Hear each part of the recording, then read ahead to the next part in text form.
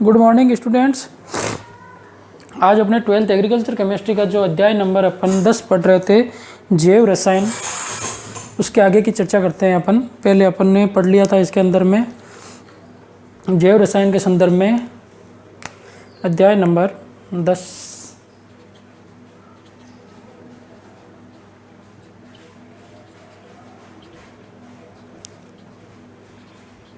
जैव रसायन, इसके संदर्भ में अपन ने चर्चा की थी। आपके सबसे पहले पढ़ा था कार्बोहाइड्रेट के बारे में, फिर अपन ने प्रोटीन के बारे में, और अब अपन शुरू कर रहे हैं इसके आगे एंजाइम के बारे में पढ़ रहे थे अपन कि एंजाइम के नामकरण एवं वर्गीकरण के बारे में अपन ने चर्चा कर ली थी। एंजाइम के नामकरण एवं वर्गीकरण के बारे में चर्चा की थी अपन ने। अब उसके आगे अपन शुरू करते हैं कुछ इम्पोर्टेंट एंजाइम है उनके बारे में। तो एंजाइम का अपन ने नामकरण एवं एंजाइम पढ़ रहे थे अपन एंजाइम। तो एंजाइम का नामकरण एवं वर्गीकरण तो पढ़ लिया था कि नामकरण के अंदर पीछे क्या जुड़ता है, आपके अनुलग्न नाम के अंत में एज लगाया जाता है। और जैसे माल्टेज है, एमाइलेज है, ये एंजाइम है ना, तो पीछे एज लगता है। और वर्गीकरण के अंदर अपन ने 6 प्रकार पढ़ लिए थे इसके। कौन कौन से? एक तो आपके वर्गीकरण के अंदर 6 प्रकार थे जिसके अंदर अपन ने पढ़ लिया। पहला ऑक्सीडोडेटिव है जिसके अंदर ऑक्सीकरण एवं अपचयन होता है। दूसरा पढ़ लिया अपन ने पढ़ ट्रांसफरेज, फिर हाइड्रोलेजेज, लाइगेजेज, लाइएजेज और आइसोमरेज, और फिर लाइगेजेज, जिसके अंदर ये आपके 6 प्रकार के अपन ने एंजाइम पढ़ लिए थे। यहाँ तक कि अपन ने चर्चा कर ली थी। अब आज अपन इसके आगे कुछ इंपॉर्टेंट जो एंजाइम है उनके बारे में चर्चा करते हैं, जो एक सारणी बनाकर देखते हैं अपन इंपॉर्टेंट जो एंजाइम पाए जाते हैं उनके बारे में कि कौन कौन से एंजाइम है जो इंपॉर्टेंट है आपके कुछ एंजाइमों के कार्य, है ना। तो इसके अंदर अपन एंजाइम के अंदर कुछ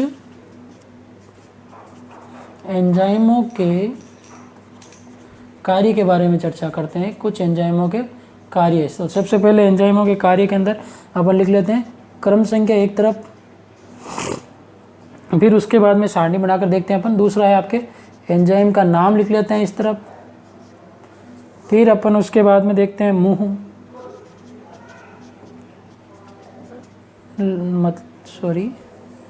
एंजाइम का नाम, फिर उसके बाद में अपन उसका उद्गम स्थान देखते हैं कि वो कहाँ से उत्पन्न हुआ है एंजाइम।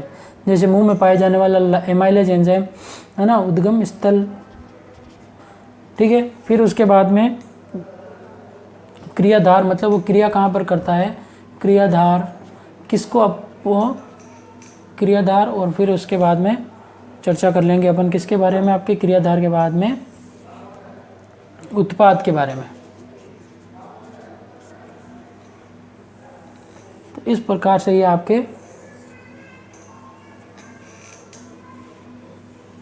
ये चर्चा हो गई।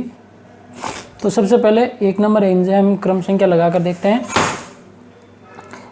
एंजाइम का नाम है आपके टाइलिन। इसको एमाइलेज एंजाइम भी कहते हैं। क्या है? Ptyalin enzyme. इसको एमाइलेज एंजाइम भी कहा जाता है। टाइलिन टे लिखा हुआ ना, देख ले आराम से। टाइलिन एंजाइम, इसका उद्गम स्थल होता है मुंह की लार में। जो क्या करता है, जैसे अपन भोजन करते हैं, निवाला अपने मुंह में रखते हैं, तो वो मुंह में रखने के बाद में क्या होता है, आपके भोजन को चबाते हैं तो अपन को पूर्ण रूप से एक निवाले को 32 बार चबाना चाहिए, विज्ञान ये कहता है, ठीक है ना। तो 32 बार चबाने से ही भोजन का अच्छे से पेट के अंदर जाता है, तो पाचन अच्छे से होता है। तो ये टाइलिन एंजाइम क्या करता है, भोजन को लसलसा बनाने का कार्य करता है। तो मुंह में पाए जाने वाला एंजाइम है ये। मुंह जीवा के द्वारा, जो लार के द्वारा एंजाइम स्त्रावित किया जाता है, ठीक है, मुंह लार। और ये क्रिया किसको करता है, पॉलीसेकेराइड। पॉलीसेकेराइड क्या है, एक प्रकार का कार्बोहाइड्रेट है। तो ये पॉलीसेकेराइड को किस में बदलता है, आपके पॉलीसेकेराइड को किस में बदलेगा, माल्टोज में बदलेगा। तो पॉलीसेकेराइड क्या है, एक ये पॉलीसेकेराइड कार्बोहाइड्रेट है, एक है ना। और माल्टोज भी क्या है, एक कार्बोहाइड्रेट है। लेकिन पॉलीसेकेराइड क्या है, थोड़ा जटिल कार्बोहाइड्रेट है। माल्टोज क्या है, थोड़ा सरल डाइसेकेराइड है। ओलिगोसेकेराइड का रूप है ये। जैसे अपन ने पढ़ा था ना, ओलिगोसेकेराइड के अंदर डाइसेकेराइड।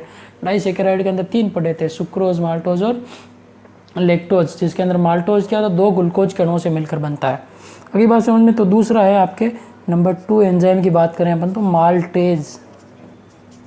क्या है, माल्टेज एंजाइम। ये माल्टेज एंजाइम आपके स्त्रावित होता है आंत्र रस से। किससे? आंत्र रस से स्त्रावित होता है। और जिसका कार्य क्या होता है, ये माल्टोज को किस में बदलता है, आपके माल्टोज को बदलता है। ये आपके ग्लूकोज के अंदर 2 ग्लूकोज के अणु जुड़ने से क्या बनता है आपके माल्टोज बनता ना, तो ये माल्टोज को किस में बदलेगा आपके ग्लूकोज में बदलेगा। तो इस प्रकार से ये दूसरा हो गया माल्टोज को ग्लूकोज में बदलने वाला।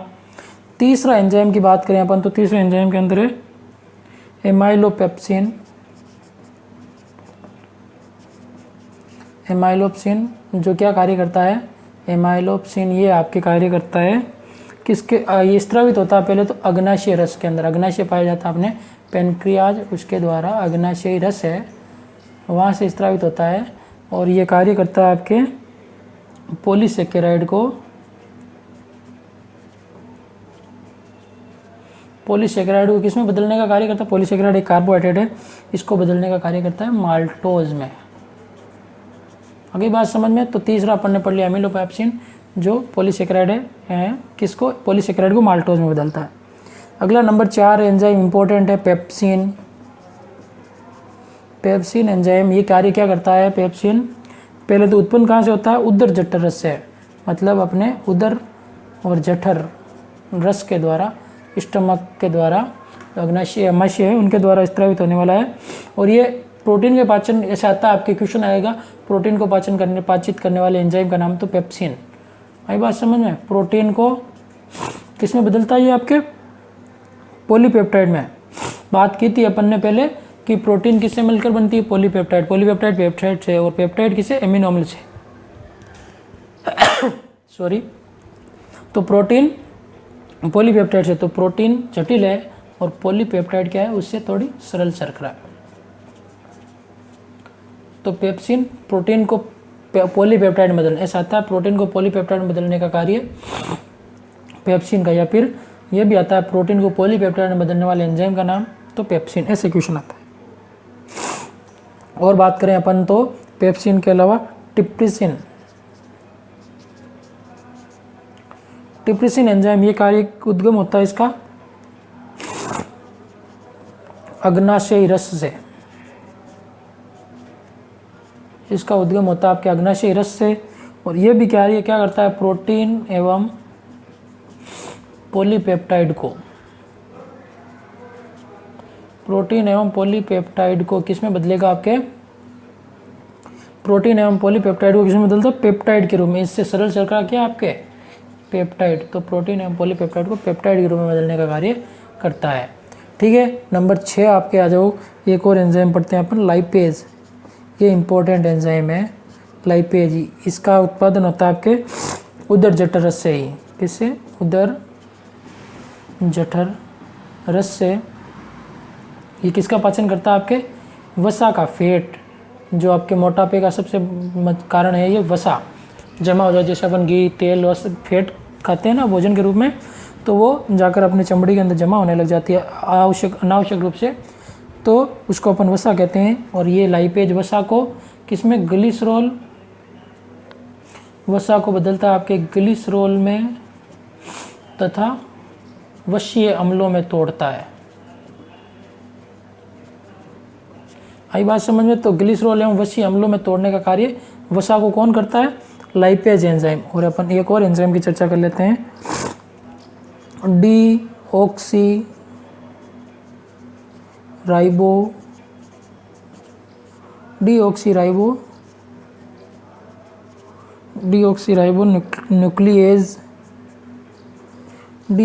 न्यूक्लियेज तथा राइबोन्यूक्लियेज।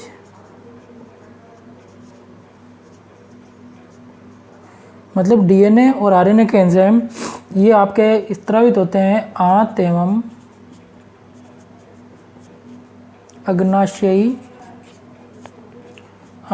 अग्नाशयी रस से।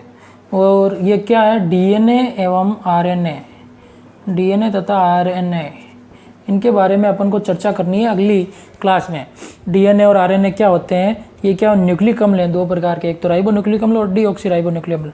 ठीक है ना, डीएनए और आरएनए इनके बारे में पूरी चर्चा करेंगे अपन, इसी चैप्टर में है आपके ये डीएनए और आरएनए, इनका कार्य क्या होता है। ये आपके आनुवांशिक पदार्थ हैं, अपने अंदर क्या कार्य करते हैं, ये पेरेंट्स मटेरियल के रूप में कार्य करते हैं।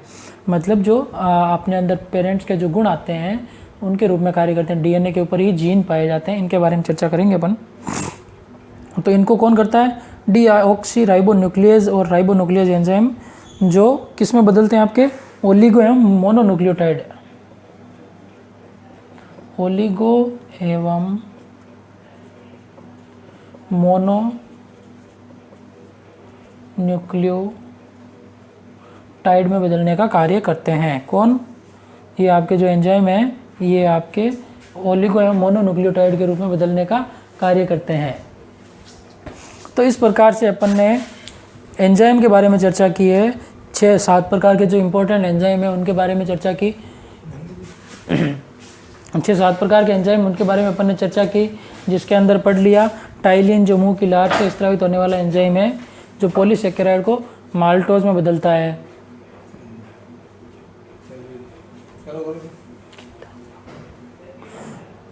पॉलीसेकेराइड को माल्टोज में बदलने का कार्य करता है। इसके अलावा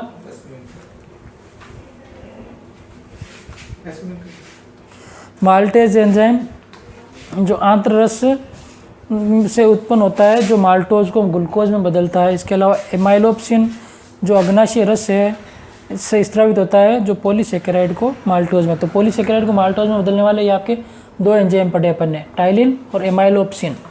एक तो मुंह लार से स्रावित होता है, एक अग्नाशय रस से। और माल्टेज एंजाइम क्या करता है? माल्टोज को ग्लूकोज में बदलता है। ठीक है। फिर अपन ने बात की पेप्सिन की, जो प्रोटीन को पॉलीपेप्टाइड में बदलता है। किसको? प्रोटीन को पॉलीपेप्टाइड में बदलता है। फिर अपन ने बात की ट्रिप्सिन जो अग्नाशय रस है, प्रोटीन एवं पॉलीपेप्टाइड को पेप्टाइड में बदलता है। अपन ने बात कर ली, देखो प्रोटीन बदलती है पॉलीपेप्टाइड में, सरल शर्करा की बात कर रहा हूँ मैं। फिर पॉलीपेप्टाइड बदलता है आपके पेप्टाइड में, और पेप्टाइड बदलता है आपके एमिनो अम्ल में। इस प्रकार से इनका क्रम रहता है। ये बात समझ में? प्रोटीन से पॉलीपेप्टाइड, पॉलीपेप्टाइड पेप्टाइड, पेप्टाइड से एमिनो अम्ल, इस प्रकार का ये क्रम चलता रहता है। एमिनो अम्ल जुड़कर पेप्टाइड बनाते हैं, पेप्टाइड जुड़कर पॉलीपेप्टाइड बनाते हैं, और पॉलीपेप्टाइड जुड़कर प्रोटीन बनाते हैं। तो टूटेंगे इसी क्रम में। फिर आपके लाइपेज के बारे में बात की। लाइपेज आपके जठर रस है, जो वसा एवं वसा का पाचन करता है, और वसा का पाचन करने से क्या होता है? आपके ग्लिसरॉल एवं वसीय अम्ल बनते हैं। तो वसा के पाचन करने वाले एंजाइम का नाम पूछे तो आपको लाइपेज बताना है। इसके अलावा अपन बात करें तो किसके बारे में? आपके डीऑक्सीराइबोन्यूक्लियेज तथा राइबोन्यूक्लियेज जो आंत्र रस एवं अग्नाशय रस से स्रावित होता है, ये कार्य करता है आपके किसके बारे में?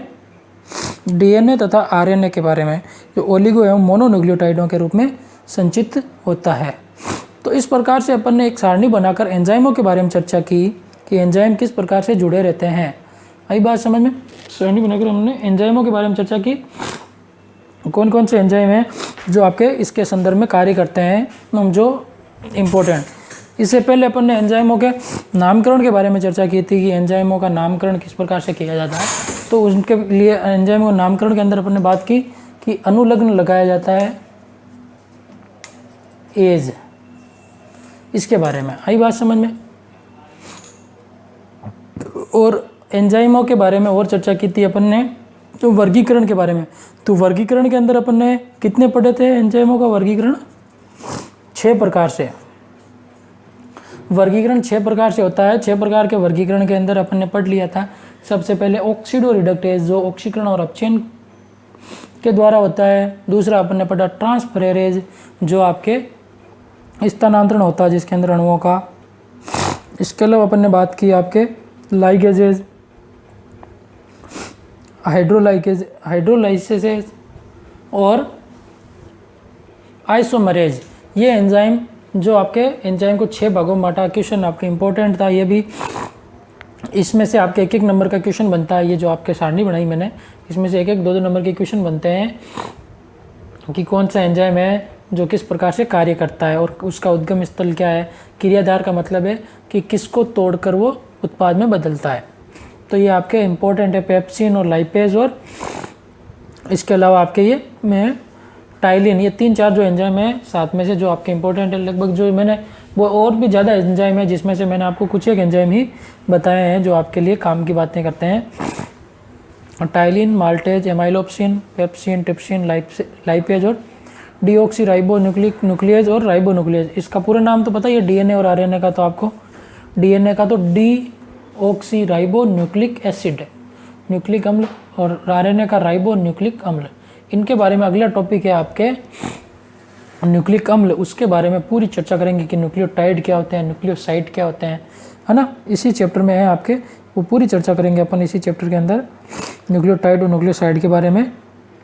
तो एंजाइम के संबंध में ये बात हो गई, एंजाइम की क्रियाविधि के बारे में, कौन सा एंजाइम क्या कार्य करता है, कौन सा एंजाइम क्या कार्य नहीं करता। इसके अलावा एंजाइम की क्रियाविधि बाकी है, आपके एंजाइम की उपयोगिता पढ़नी है अपन को, इसके अलावा एंजाइम के गुणधर्म पढ़ने हैं, वो अपन क्या करेंगे आगे की क्लास में करेंगे, है ना। तो इस क्लास में आपके ये दो, जो पिछली क्लास में एक सारणी बनाई थी अपन ने एंजाइम का वर्ग और अभिक्रिया की प्रकृति, वो इम्पोर्टेंट थी। इस क्लास में अपन ने बनाई है आपके क्या है, एंजाइमों के कार्य, कुछ इंपॉर्टेंट एंजाइम थे उनके कार्य के बारे में, तो ये आपके लिए इंपॉर्टेंट रहेगी, जिसके अंदर टाइलिन सबसे इंपॉर्टेंट है, इसके अलावा पेप्सिन सबसे इंपॉर्टेंट रहता है, एक लाइपेज एंजाइम इंपॉर्टेंट रहता है, वैसे एमाइलो एप्सिन भी इंपॉर्टेंट है। इस प्रकार से ये आपके इंपॉर्टेंट रहते हैं, ठीक है ना। तो आज की क्लास में इतना ही, इसके आगे की बातें अपन क्या करेंगे अगली क्लास में करेंगे, ठीक है ना। तो ये सारणी आप इंपॉर्टेंट है, कॉपी में बना लें, इसकी PDF में आपको भेज दूंगा, ठीक है ना, पूरी नोट्स की जो आपको भी कर लें अपने नोटबुक के अंदर, ठीक है ना। तो यहाँ तक जो पढ़ा अपन ने, मैं आशा करता हूँ कि आपको समझ में आया होगा। इसके आगे की बातें अपन क्या करेंगे अगली क्लास में करेंगे, ठीक है ना। तो अपन ने बात कर ली एंजाइमों के कुछ कार्य के बारे में, ठीक है ना। इसके आगे की बातें अपन अगली क्लास में करेंगे एंजाइमों के कार्य के संदर्भ में।